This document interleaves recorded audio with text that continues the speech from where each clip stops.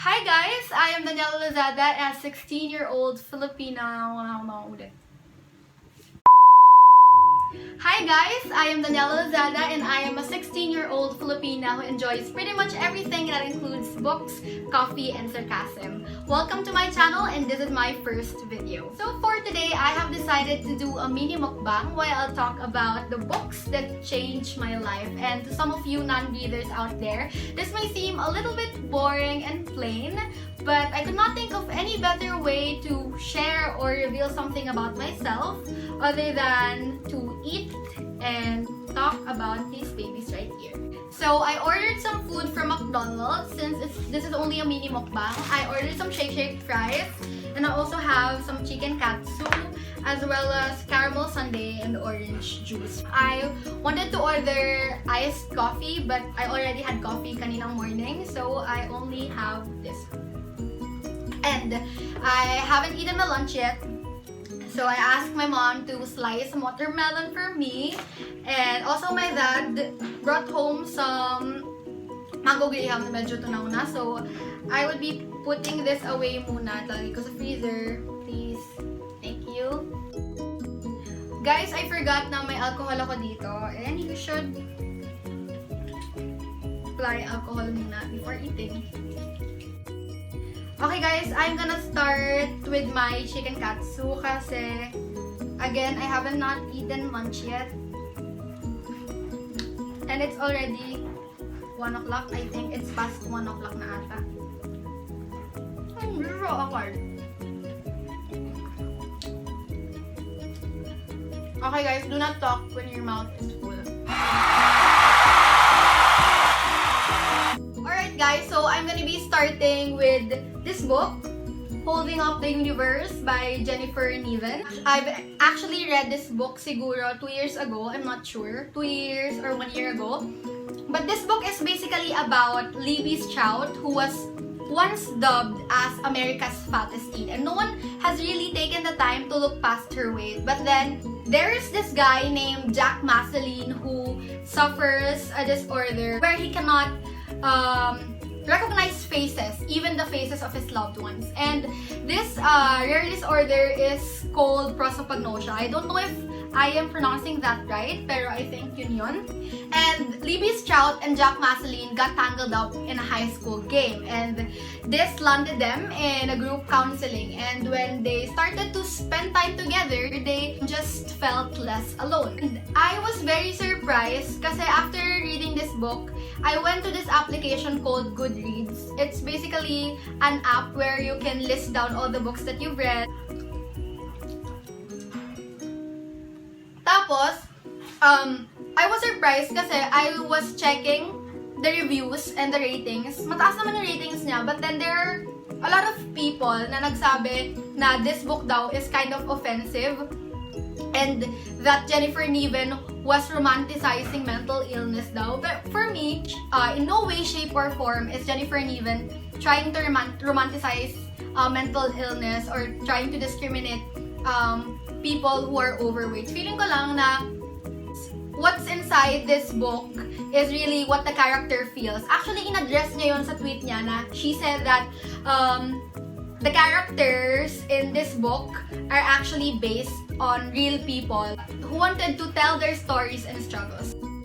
And I really love this book kasi it's an exhilarating love story about finding the person who sees you for who you are and finding them right back, as what the synopsis says at the back of this book. And it may sound cheesy, pero I think after reading this book, I've become kinder and more understanding towards people who have mental illnesses. So that's what Holding Up the Universe by Jennifer Niven is all about. Guys, hindi na ako magra-rumble masyado about the plot kasi I want you to read it and to find out for yourself na it's a really good book. Wait lang guys. And itong orange juice ko is actually frozen kanina. Fun fact, I read over 100 books, kaya it was very hard for me to narrow it down into 5. So for the next book, This one's by John Green. Again, it's The Fault in Our Stars. This book is very, raw, bold, and insightful. And it's basically about two teenagers who met at a cancer kid support group. It's a love story, but it's more than that. It's an existential tragedy of tremendous sadness, love, bravery, courage, and acceptance. So yun guys, I think I bought this book noong 2015. Like, I really begged my mom para bilhin tong book na to kasi nga sobrang parang na-hype siya nung mga bandang 2015 or 2014 ata. I'm not sure, pero na-hype siya dahil dun sa movie. And we all know naman that John Green is a very brilliant writer. This book really changed my life, I would say, in ways I didn't know were possible. Kasi after reading this book, it took me like 2 weeks or over a month. Less than a month para makaget over. Kasi sobrang sakit niya. But it's more than a love story. So, sa mga hindi pa nababasa to, kahit napanood nyo na yung movie, I suggest na you also read the book. Kasi, although sobrang similar nila, like parang sobrang exact nung mga nangyari sa movie and sa book, there's still so much in this book that you should be able to discover. So, ayun yun guys. Kakain ulit muna ako. Nalilimutan ko na this is a mukbang din pala. This is so awkward. I didn't know na ganito pala siya ka-awkward kasi I love watching cheat days and mukbangs. Yung sister ko, favorite namin manood ng mga YouTube videos na ganon. Tapos akala namin ang saya niya. Pero hindi pala kasi you don't know kung magsasalita ka ba or kakain. And also guys, this is my first time to try this chicken katsu from McDonald's, and actually it's good. So, to my friend Dion out there, I tried your suggestion or recommendation. It's good. The next book that I am gonna be showing you is probably my most favorite book that John Green has ever written, and it's Paper Towns. And sobrang luma na niya.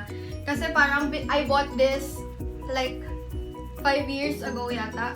And for those of you non-readers out there, baka napanood nyo na rin yung movie na to.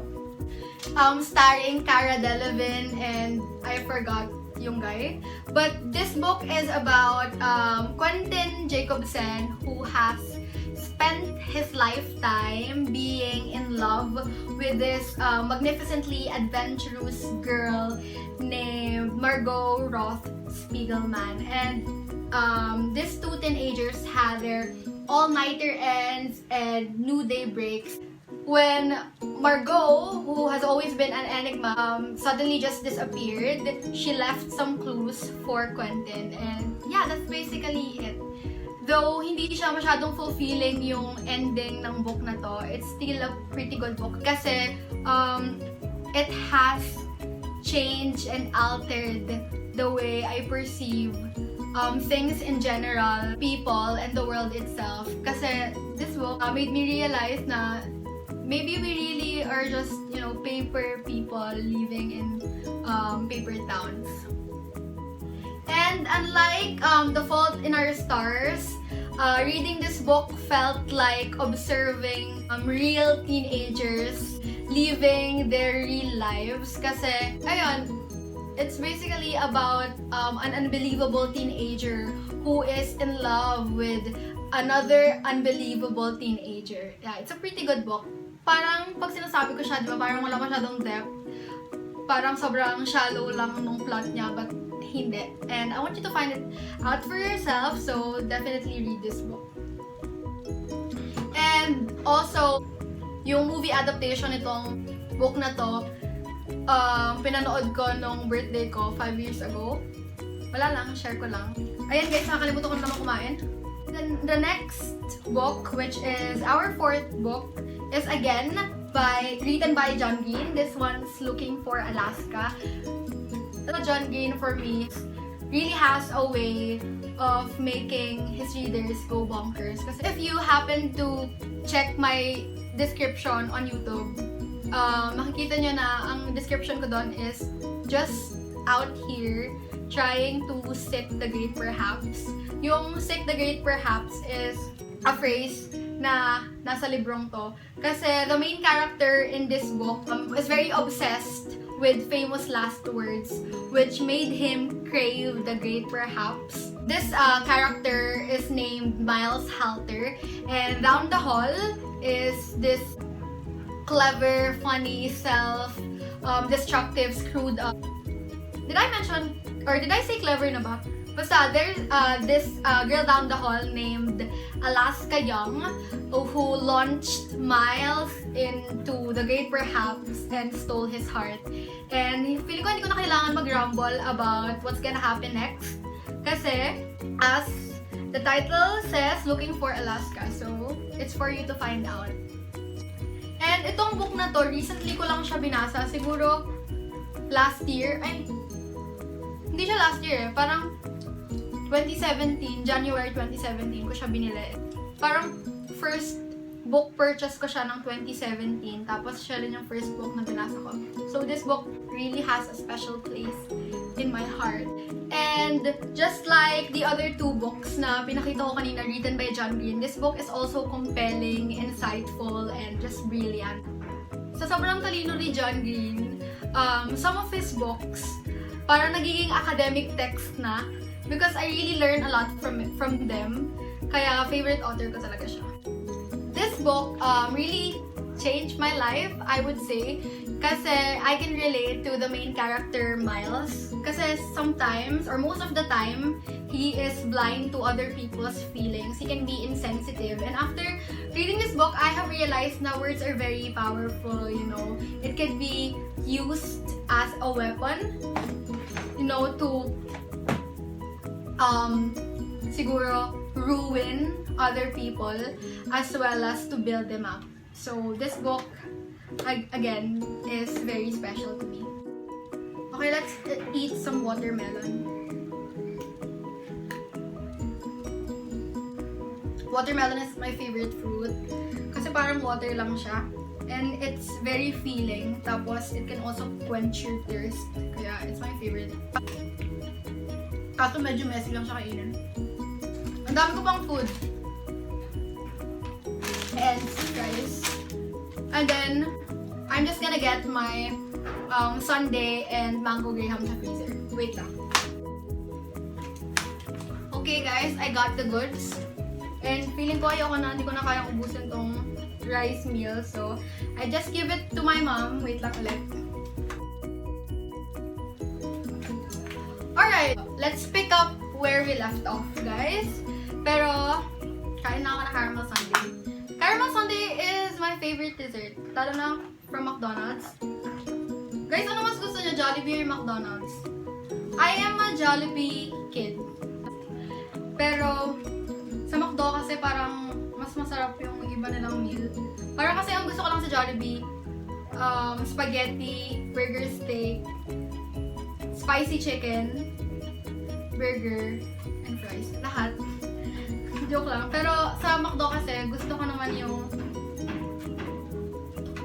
caramel sundae, iced coffee, of course, and crispy chicken sandwich. Dalawa yung dessert ko. I have mango graham din. Alam niyo ba, ngayon lang ako kumain ng ganito kadami kasi I barely eat. But for this video, I am eating a lot. Wala na akong lip tint, but I don't care. Okay, so guys, I'm eating the mango graham. And dadagdagan ko siya ng crushed graham. Kasi feeling ko kulang siya.